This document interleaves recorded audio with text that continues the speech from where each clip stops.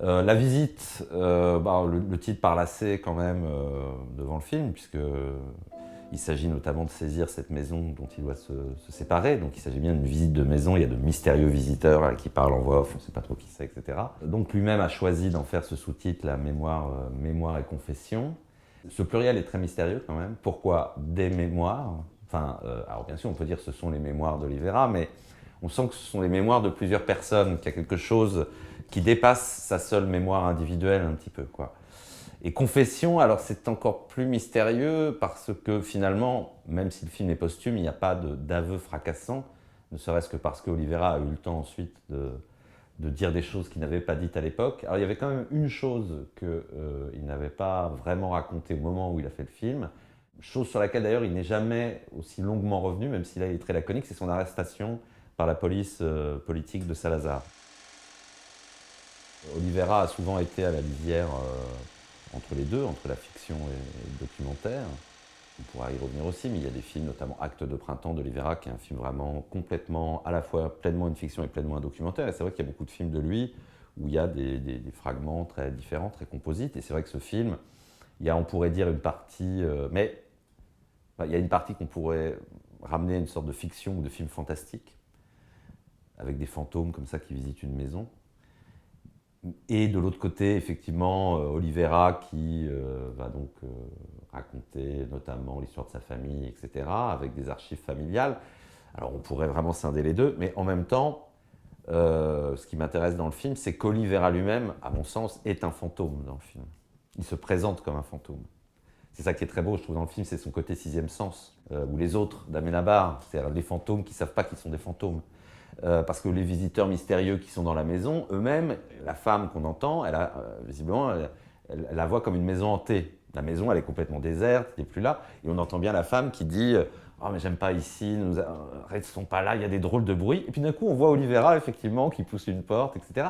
C'est-à-dire que le poltergeist, enfin l'esprit frappeur pour les fantômes, c'est Olivera lui-même. C'est-à-dire qu'il se présente comme un fantôme. Je trouve ça... Et c'est, pour moi, sûrement, la vraie raison... Enfin, c'est toujours la fantaisie un peu d'Olivera ou la pirouette d'Olivera. C'est la vraie raison pour laquelle le film est posthume. C'est que finalement, on se disait, mais qu'est-ce qu'il y a dans ce film, ces fameuses confessions? Au bout du compte, il n'y a pas de confession fracassante sur la vie d'Olivera. Mais j'ai l'impression qu'il voulait vraiment être pour de vrai un fantôme au moment où le film sort. C'est-à-dire qu'il soit effectivement mort et qu'il apparaisse comme ça à l'écran. Il y a quelque chose que j'aime beaucoup dans le film, c'est le côté très...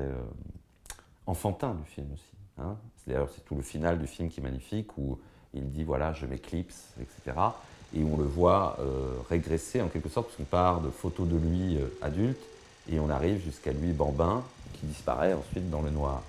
Et effectivement, c'est à la fois un vieil homme, mais c'est aussi un enfant. Je trouve ça assez splendide dans le film, sur le côté, ah bah, je vais vous faire le petit cinéma à domicile, j'ai mon petit projecteur.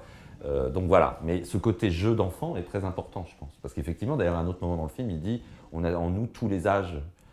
Et effectivement, il y a une part d'enfance qui se joue aussi dans ce film. Les deux grands registres, c'est bien sûr cette espèce de déambulation dans la maison, où il y a des plans très très mobiles. Hein, ce sont des très beaux plans, on pourrait presque penser à...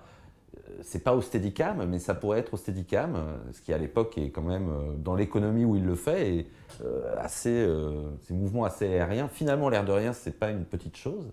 Une caméra aussi mobile, et effectivement une caméra un peu spectrale, comme ça, qui flotte. D'un coup, c'est assez curieux, c'est avec qui on est, avec qui on voit, comme si on était avec un esprit flottant, comme ça, et ces voix donc spectrales. Et puis en effet, de l'autre côté, on a des plans qui évoquent plus l'économie, une économie assez fréquente chez Olivera, d'autant plus dans les films qui suivront. C'est effectivement cette, on pourrait dire cette frontalité, ce côté très composé, avec des personnages, en l'occurrence lui, vraiment très hiératiques, peu mobiles, avec un côté statue. Hein. Les statues, c'est très important chez Olivera, il y en a toujours chez Olivera. Et effectivement, les modes d'apparition chez Olivera, c'est souvent sur le mode soit de la statue, soit du fantôme. Hein. Il y a beaucoup de personnages comme ça, spectraux, et qui apparaissent avec un côté aussi presque plat, parfois, comme des icônes. Hein, l'icône, c'est très important chez Olivera pour diverses raisons, l'économie de l'icône. D'ailleurs, au passage, je dis un peu tout à la fois, il y a aussi cette drôle de présence de la Joconde qui intervient au moins dans 2 séquences, qui est là avec son petit sourire, et effectivement là aussi avec une image parfaitement iconique, assez bidimensionnelle. même si c'est très différent, je vois quand même le film avant tout comme un film de fantôme. C'est-à-dire, voilà, l'apparition comme ça, presque figée, pas forcément inquiétante, mais bon, soit le flottement, soit le figement. Il y a quelque chose quand même d'outre-tombe là-dedans. Ces fameux plans très figés, frontaux, etc., évidemment, évoquent notamment les icônes. Et l'icône, évidemment, ce n'est pas seulement une question de catholiques pratiquants, c'est une question évidemment sur l'image en général. Et évidemment, on sait bien que toute l'histoire des icônes chrétiennes ont un poids immense sur nos conceptions de l'image. Donc là, en revanche, parce que par exemple, quand il évoque cette notion de mystère, ça revient tout le temps dans sa bouche, qui est une notion religieuse, bah, précisément, c'est une façon de concevoir, c'est un certain type d'image aussi que ça engendre. Le mystère, précisément, c'est quelque chose qui est de l'ordre de la révélation et pas de l'explication. Donc c'est quelque chose qui est plutôt au plan bidimensionnel, mais avec pas de profondeur. Alors d'abord pour des questions religieuses, parce que précisément s'il y avait de la profondeur, ça voulait dire qu'on pourrait figurer ou représenter le divin, ce qui précisément serait sacrilège. Et donc l'icône ne peut que présenter la chose, mais pas arriver à intégrer dans une représentation tout le mystère, la profondeur du divin, etc. Donc là, voilà, là il y a quelque chose de beaucoup plus important, je crois. Je trouve l'ouverture du film très très belle, et qui montre bien d'ailleurs que c'est un film fantastique ou un conte, parce que pour moi c'est Alice au Pays des Merveilles le début. Parce qu'on pousse la porte comme ça, où allons-nous, etc. Puis on est dans le jardin, et tout de suite on regarde les arbres, et ça devient tout de suite des personnages. Hein. Il dit voilà le pin argenté qui ressemble à une danseuse javanaise, le palmier qui est un portier, le magnolia qui semble regarder de sa fleur, comme ça, il y a un côté, l'œil aussi du buisson. Et on est au Pays des Merveilles, là où les fleurs parlent, les arbres parlent, etc. On est ailleurs. Ça montre, enfin, on est tout de suite, effectivement, voilà. Moi, je vois ça vraiment comme l'aveu que ce film est tout autant un conte ou un film fantastique qu'une autobiographie ou des mémoires.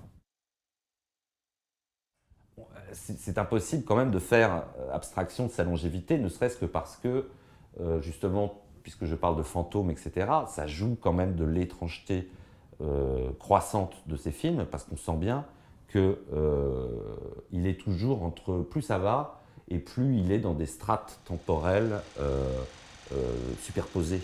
Et dans les films, on le voit bien, dans les films d'Olivera, très régulièrement, on ne sait pas à quelle époque on est exactement. Hein. Il y a des éléments, vous regardez le Valabrave, on ne sait pas si on est au 19e, de nos jours, dans les années 50, très flottant. Donc sur le côté anachronisme comme ça, ou je dirais dérèglement temporel ou brouillage temporel, c'est une dimension très importante chez Olivera. Le décalage qu'il peut y avoir entre ce film Testament, qui, alors même qu'il a encore 35 ans devant lui, grosso modo, est d'autant plus émouvant, c'est qu'il y a aussi un autre type de décalage dans le parcours d'Olivera, c'est qu'il a eu effectivement une espèce de carrière en pointillé avec des gros moments d'arrêt, des grosses phases silencieuses et très mystérieuses du coup. Ce qui fait qu'il le dit lui-même, il a redébuté plusieurs fois, pour ça qu'il y a un côté vieil enfant chez Olivera, et du coup ça donne ce type qui effectivement a commencé dans le cinéma muet et qui a fini par faire du numérique. Premier film, il est jeune, il a 23 ans, 22 ans, 31, muet. Il va faire 11 ans, il va mettre 11 ans, pardon, quand même, à faire sa première fiction parlante. Donc il redémarre, 42, et à nouveau là, 14 années de silence. Dont il parle d'ailleurs un peu dans le film, puisqu'il dit, voilà, je devais m'occuper de l'usine du père, il y avait les vignes de ma femme, il fallait que je m'en occupe. Comme il dit au début, c'est très beau, ma passion c'est le cinéma, mais d'autres domaines ont retenu mon attention, etc. Mais donc, 14 ans de silence, et là, il redébute dans la couleur. Mais donc il y a quelque chose de fou là-dedans, parce qu'à chaque fois, gros temps, grosse parenthèse, et il recommence. Effectivement, ce qui est fou, c'est qu'au moment donc, du film, en 82, Olivera a quand même trouvé sa vitesse de croisière à peu près, après quand même ce parcours très très curieux, dans les années 70, où là il a quand même fait plus régulièrement des films, et là des films, donc Amour de perdition, Francisca, etc., qui sont des films là assez amples, Benilde, qui quand même l'impose au Portugal et au monde, enfin on le reconnaît comme un maître, mais effectivement on sent bien dans le film, il y a une grande mélancolie parce qu'il est enfin reconnu comme maître, mais pour lui, bon, il est au bout du parcours, enfin, il est au soir de sa vie, il a 73 ans. En plus, il y a tout cet enjeu aussi du fait qu'il a tout perdu, puisqu'en plus, il vend sa maison. Donc il y a ce côté c'est fini. Effectivement, cette dernière phrase, je m'éclipse, c'est fini. Sauf que il ne sait pas qu'en fait, il a les 3/4 de sa filmographie devant lui. C'est ça qui est absolument dingue. C'est très important, ça, dans l'imaginaire portugais, le fait précisément d'avoir tout perdu. Le fait d'avoir été une grande puissance et d'être devenu un minuscule pays enclavé, miséreux, isolé, etc. Donc ça, effectivement, Oliveira, il pense en permanence. Et d'un certain point de vue, c'est pour ça que c'est assez beau qu'à la fin du film, il évoque tout cela, parce que d'un certain point de vue, lui-même, il a tout perdu. Et que il est peut-être d'autant plus en situation pour évoquer l'histoire très singulière de son pays. C'est presque la chambre noire. Hein. Il ne s'agit pas de revenir sur l'œuvre, d'expliquer, etc. C'est vraiment l'idée de on est dans la chambre noire. Il y a cette idée-là quand même. Parce que d'ailleurs, il y a cette histoire de l'écran et lui-même, il est dans son bureau devient une cabine de projection.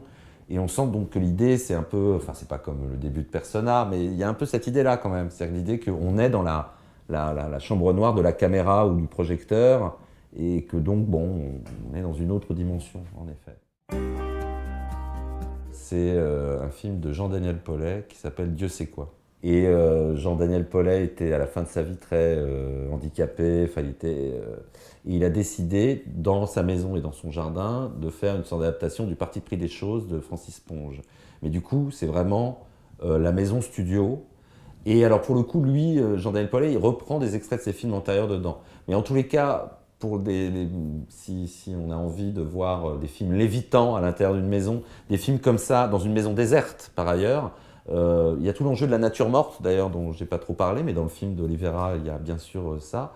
Et donc voilà, un cinéma sur les choses, sur l'intérieur, l'extérieur, précisément le monde et l'intime, etc. La maison studio, la maison cinéma, le film Dieu sait quoi de Jean-Daniel Paulet qu'on trouve en DVD, et un film qu'on pourrait dire de la même famille. Mais cette histoire de la maison, je crois que c'est très important parce que c'est ça qui permet quand même de se dire, parce qu'évidemment quand Danet disait ça, c'était pas seulement une défense de la salle de cinéma, mais c'était l'idée que le cinéma pouvait être... Alors il y avait ce fameux texte où il évoquait une sorte de film testament d'ailleurs, qui était We Can't Go Home Again de Nicolas Ray, et où il disait, oui, finalement avec ce film on comprend que le cinéma peut être une maison pour les images qui n'ont plus de maison. Comme s'il y avait toujours cette idée du cinéma comme maison, mais évidemment aussi pour les images.